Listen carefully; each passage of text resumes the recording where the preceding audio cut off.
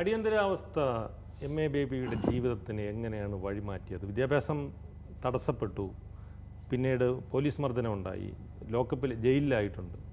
ഇതൊക്കെ ഇന്ന് ആലോചിക്കുമ്പോൾ ഗുണകരമായ മാറ്റങ്ങൾക്ക് കാരണമായോ? കുറച്ച് തമാശ ഞങ്ങൾ പറയുന്ന പോലെ അടിയന്തരാവസ്ഥയുടെ അർത്ഥം അതിൻ്റെ ആദ്യത്തെ 2 അക്ഷരങ്ങളിലുണ്ട്, അടി എന്നുള്ളതാണ്. അപ്പോൾ അടി കിട്ടും എന്നുള്ളത് ഭംഗിയായിട്ട് അറിഞ്ഞുകൊണ്ടുള്ള ഒരു പ്രകടനമാണത്. പ്രകടനം എത്രത്തോളം നടത്തി ഞങ്ങൾക്ക് പൂർത്തീകരിക്കാൻ കഴിയും, എവിടെ എത്തുമ്പോൾ അടി വീഴും എന്നുള്ളതാണ് സംശയമുള്ളത്. അതിൻ്റെ പ്രകടനം നടത്താൻ അത് ഗവൺമെൻറ് അനുവദിക്കുന്ന പ്രശ്നമില്ല.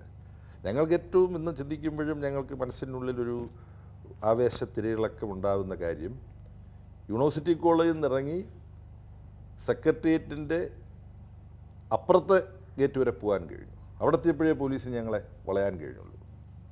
അതായത് ഇപ്പോഴത്തെ ഗീത് സൗത്ത് ഗേറ്റ്, അതെ, സൗത്ത് ഗേറ്റ് വരെ പോകാൻ കഴിഞ്ഞു. അപ്പം കൻ്റോൺമെൻറ്റിൻ്റെ അപ്പോൾ പോലീസുകാർ കുറച്ച് അതിൻ്റെ ദേഷ്യം കൂടെ അവർ തീർത്തു. അത് യാതൊരു സംശയമില്ല. പിന്നെ അടി കുറേ കൊണ്ട് കഴിയുമ്പോഴത്തേക്ക് പിന്നെ വേദന ഇല്ലാതാവും, പിന്നെ മരവിച്ചു പോകും. അതുകൊണ്ട് ഈ അടി, പോലീസിൻ്റെ അടിയെക്കുറിച്ച് കേൾക്കുമ്പോഴൊന്ന ഭയമൊന്നും ഒരു തവണ അടി കൊണ്ട് കഴിയുമ്പോൾ ഇല്ലാതാവും. പിന്നെ ഏത് അടിയുടെ രംഗത്തേക്കും പോകാനുള്ളൊരു ആത്മധൈര്യം കിട്ടും ഒരു തവണ അടി കൊണ്ട് കഴിഞ്ഞാൽ. ഇത്രയേ ഉള്ളൂ എന്ന് മനസ്സിലാവും. ശ്രീ എം.എ. ബേബി സമ്പന്നനാണ്, ഒരുപാട് പദസമ്പത്തുള്ള ആളാണ്, സുഹൃത്ത് സമ്പത്തുള്ള ആളാണ്. ഇത്രയും അധികം സുഹൃത്തുക്കൾ ഉള്ളതിനെ എങ്ങനെയാണ്? 100-ൽ പരം സുഹൃത്തുക്കളുണ്ടെന്നാണ്, 100-ൽ പരം ആത്മസുഹൃത്തുക്കളുണ്ടെന്നാണ് ഞാൻ കേട്ടിട്ടുള്ളത്. അത് ശരിയാണോ? ഈ ആത്മസുഹൃത്തുക്കളാണോ അതേ വെറും പരിചയക്കാരാണ്? ഒരു നല്ല സുഹൃത്തിനെ നല്ല സുഹൃത്തുക്കൾ ഉണ്ടാവുള്ളൂ, സുഹൃത്തുക്കൾ സ്നേഹിക്കുള്ളൂ. ബേബി ശരിക്കും വളരെ ആത്മാർത്ഥമായിട്ടുള്ളൊരു സുഹൃത്താണ്. It's A good friend. നമ്മളുടെ ആവശ്യ നേരത്ത്, നമ്മുടെ വിഷമകാലത്ത് എപ്പോഴും കൂടെ ഉണ്ടാവും. പലരും അങ്ങനെയല്ലല്ലോ. ഈ സുഹൃത്തുക്കൾ എന്ന് പറഞ്ഞാൽ എല്ലാ പ്രായക്കാരും ഉണ്ടോ? എല്ലാ പ്രായക്കാരും. ഈ ബേബി സാറ് പറഞ്ഞു തുടങ്ങിയപ്പോൾ ആദ്യം പറഞ്ഞ വാചകത്തിൽ, രണ്ടാമത്തെ വാചകത്തിൽ പറഞ്ഞൊരു പേരാണ് ശ്രീ അപ്പൻ സാറിൻ്റെ പേര്. കെ.പി. അപ്പൻ സാർ എന്ന് പറയുന്നത് അങ്ങയുടെ അധ്യാപകനാണ് എന്നതിലുപരി ദീർഘകാലം ഉണ്ടായിരുന്നൊരു ബന്ധമാണ്. മരിക്കുന്നതിൻ്റെ തലേദിവസവും കണ്ടു എന്നാണ് എൻ്റെ അറിവ്. അദ്ദേഹവുമായിട്ടുള്ളൊരു ആത്മബന്ധം, ഒരു ഗുരുവും ശിഷ്യനും എന്നതിനപ്പുറത്തേക്ക് അത് ദീപ്തമായത് എങ്ങനെയാണ്? പ്രീ ഡിഗ്രി വിദ്യാർത്ഥിയായിരിക്കുമ്പോൾ തന്നെ സാറുമായിട്ടുള്ള ബന്ധമുണ്ട്. പുസ്തകങ്ങളും അതിനകത്തൊരു ഘടകമാണ്. അപ്പോൾ സാർ വായിക്കാൻ പറയുമായിരുന്നു, വായിക്കുന്നവരപ്പൻ സാറിന് ഇഷ്ടമായിരുന്നു. അങ്ങനെ പല പരിണാമങ്ങളും സംഭവിച്ച ബന്ധമാണ്. 3 കാര്യങ്ങൾ ഞാനിപ്പോൾ ഓർക്കുകയാണ്. ഒന്ന്, അപ്പൻ സാറിന് രാഷ്ട്രീയമൊന്നുമില്ല, പക്ഷെ ഞങ്ങളുടെ പാനൽ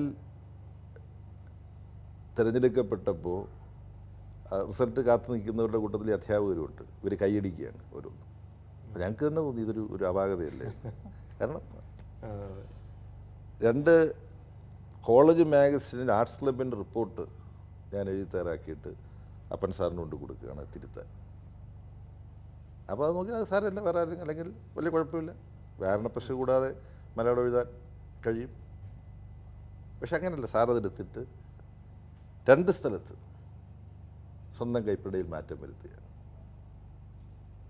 അപ്പോൾ അതിനകത്ത് ഒന്നിപ്പോഴും ഞാൻ ഓർക്കുന്നുണ്ട്,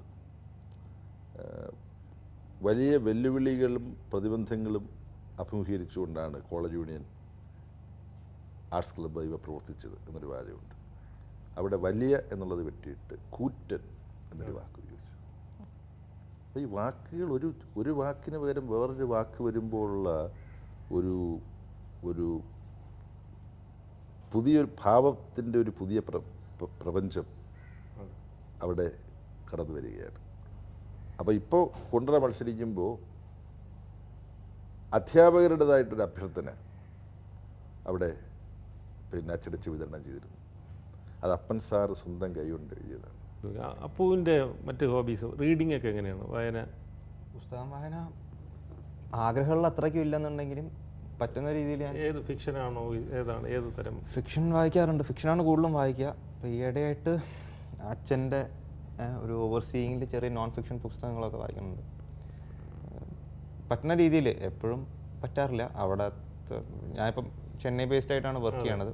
അപ്പോൾ അവിടുത്തെ ഒരു രീതിയിൽ സമയം കിട്ടുമ്പോൾ ഫിക്ഷനും നോൺ ഫിക്ഷനും മിക്സ് ചെയ്തിട്ട് വായിക്കും. വർഷങ്ങൾക്ക് മുമ്പ് അപ്പു തീരെ കൊച്ചായിരുന്ന സമയത്ത് മരണത്തിൻ്റെ കയത്തുനിന്ന് നിങ്ങൾ രണ്ടുപേരും മരിക്കും എന്ന് വിചാരിച്ചൊരിടത്തുനിന്ന് തിരിച്ചു വന്നതാണ് ഇപ്പോൾ കാലങ്ങൾ താണ്ടിയത്. ആ ഓർമ്മ, പെരുമൺ ദുരന്തത്തിൽ അകപ്പെട്ടു പോയ ഒരു അമ്മയും മകനും ആണ്. ആ ഓർമ്മ എപ്പോഴെങ്കിലുമൊക്കെ എങ്ങനെയാണ് ഇപ്പോഴും ജീവിതത്തിലേക്ക് കടന്നു വരുന്നത്? ഇപ്പം നേരത്തെ ചോദിച്ചില്ലേ ദൈവം ഉണ്ടോ എന്ന് ചോദിച്ചില്ലേ? അതെ. ഞാൻ പെട്ടെന്ന് പെരുമാണാണ് ഓർത്തത്. അപ്പോൾ പക്ഷേ ഞാൻ ദൈവത്തിനെ ഓർത്തില്ലായിരുന്നു. ഞാൻ അങ്ങനത്തെ അവസരങ്ങൾ പിന്നെ ഇതേപോലെ ഇപ്പം ഈ അടുത്തൊക്കെ ബസ് മറിഞ്ഞു വെള്ളത്തിലേക്ക്. വെള്ളത്തിലുള്ള ദുരന്തങ്ങളൊക്കെ ഉണ്ടാകുമ്പോൾ മിക്കവാറും ഓർക്കാറുണ്ട്. പിന്നെ മോനെ ഞാൻ തീരെ നോവിക്കാണ്ട് വളർത്തിയിട്ടുള്ളത് വെച്ചാൽ എനിക്ക് കിട്ടിയിട്ടുള്ള ഒരു ജീവൻ എനിക്ക് കിട്ടിയതാണ് മോനെ കാണുമ്പോൾ തീർച്ചയായിട്ടും ഓർക്കുമല്ലോ അതൊക്കെ. ഈ സംഗീത ആസ്വാദന എങ്ങനെയാണ്? അച്ഛൻ സംഗീത ആസ്വാദകനായിരുന്നു എന്ന് കേട്ടിട്ടുണ്ട്. അലക്സാണ്ടർ സാർ, അച്ഛൻ്റെ പിതൃസ്വത്താണോ ഈ സംഗീത ആസ്വാദന ശേഷി? ഒരു മനുഷ്യന് സംഗീതം ആസ്വദിക്കാൻ കഴിയുന്നില്ല എന്ന് വന്നാൽ അയാളിൽ അത്രത്തോളം മനുഷ്യത്വം കുറയും, മാനുഷികത കുറയുമെന്നാണ് എനിക്ക് തോന്നുന്നത്. വളരെ അശിക്ഷിതനായൊരു സംഗീതാസ്വാദകനാണ് ഞാനെന്നാണ് എന്നെ നിർവചിക്കുന്നത്. പലരുടെയും തെറ്റിദ്ധാരണ ഞാൻ വലിയൊരു സംഗീത പണ്ഡിതനാണെന്നാണ്. അത് ഈ പരിപാടിയിലൂടെ ആ തെറ്റിദ്ധാരണ ദൂരീകരിക്കാൻ ഞാൻ ആഗ്രഹിക്കുകയാണ്. അതേസമയം കേൾവി ജ്ഞാനത്തിലൂടെ സംഗീതം കേട്ടുള്ള ഒരു ശേഷിയിലൂടെ കുറേ രാഗങ്ങൾ എനിക്ക് തിരിച്ചറിയാൻ കഴിയും. സംഗീത താല്പര്യം എന്നിലുണ്ടാക്കിയത് അപ്പച്ചൻ തന്നെയാണ്. പുള്ളിക്കാരൻ പിന്നെ ദേശീയ സംഗീത പരിപാടി കേൾക്കാൻ അയലത്തെ വീട്ടിലെ റേഡിയോ അന്വേഷിച്ച് പോകലാണ് പതിവ്. സ്വകാര്യ സ്വത്തിനോട് ജന്മന അപ്പച്ചനൊരു വിരോധമുണ്ടായിരുന്നു എന്നാണ് ഞാൻ മനസ്സിലാക്കുന്നത്. അത് എൻ്റെയും അപ്പൂൻ്റെയൊക്കെ രക്തത്തിലും കലർന്നിട്ടുണ്ട്. വളരെ ഞങ്ങൾക്ക് സന്തോഷമുള്ളൊരു കാര്യമാണ്. അപ്പോൾ ഹൈസ്കൂൾ ഹെഡ് മാസ്റ്റർ എന്നുള്ള തരത്തിൽ വേണമെങ്കിൽ ഒരു ട്രാൻസിസ്റ്റർ റേഡിയോയോ പഴയ തരത്തിൽ രണ്ട് വശത്തും ഇങ്ങനെ പിടിച്ച് തിരിക്കുന്ന തരത്തിലുള്ള റേഡിയോ ഒക്കെയാണ് അന്ന് പ്രചാരത്തിലുള്ളത്. അത് വാങ്ങി വെച്ചിട്ട് പാട്ട് കേൾക്കാവുന്നതാണ്. പക്ഷേ പുള്ളിക്കാരൻ അതിനൊന്നും ഒരു പെട്ടിട്ടില്ല. അയലത്ത് വീട്ടിലേക്ക് പോവാണ്. അങ്ങനെ പോകുമ്പം ഇളയ മോൻ എന്നുള്ള തരത്തിൽ എന്നെയും കൈ തൂക്കിക്കൊണ്ട് പോകും. അങ്ങനെ ഒരു ഫോഴ്സ്ഡ് ലിസണിങ് ആയിരുന്നു അന്ന്. എൻ്റെ തിരഞ്ഞെടുത്ത ഒരു വഴിയായിരുന്നില്ല സംഗീതത്തിൻ്റെ. അപ്പച്ചൻ്റെ കൂടെ പോകുമ്പോൾ കേൾക്കാം. അപ്പം ഇടയ്ക്ക് അവരെ ശമ്മാങ്കുടി ചെമ്പ എന്നൊക്കെ പറയുന്നത് കേൾക്കാം. GNB ആയിരുന്നു അപ്പച്ചന് ഏറ്റവും കൂടുതൽ. GN ബാലസുബ്രഹ്മണ്യം ആയിരുന്നു അപ്പച്ചന് ഏറ്റവും കൂടുതൽ ഇഷ്ടമുണ്ടായിരുന്ന സംഗീതത്തിന്. അതൊക്കെ മനസ്സിൽ ഡെപ്പോസിറ്റ് ചെയ്ത് കിടക്കുകയായിരുന്നു ബോധത്തിൽ. പിന്നീട് കുറച്ച് വലുതായി കഴിഞ്ഞപ്പോൾ ശാസ്ത്രീയ സംഗീതം വീണ്ടും കേൾക്കാൻ തുടങ്ങിയപ്പോൾ ഓർമ്മയുടെ ഒരു വീണ്ടെടുപ്പ് നടന്നു. അപ്പോഴാണ് വളരെ സമൃദ്ധമായൊരു സംഗീതാനുഭവം ഞാൻ അറിയാതെ എൻ്റെ അപ്പച്ചൻ എനിക്ക് സമ്മാനിച്ചിരുന്നു എന്നുള്ളത് തിരിച്ചറിയാൻ കഴിഞ്ഞത്. വല്ലാത്തൊരു അനുഭവം തന്നെയാണ് സംഗീതം ഹൃദയത്തിൽ തട്ടി ആസ്വദിക്കാൻ കഴിയുക എന്നുള്ളത്.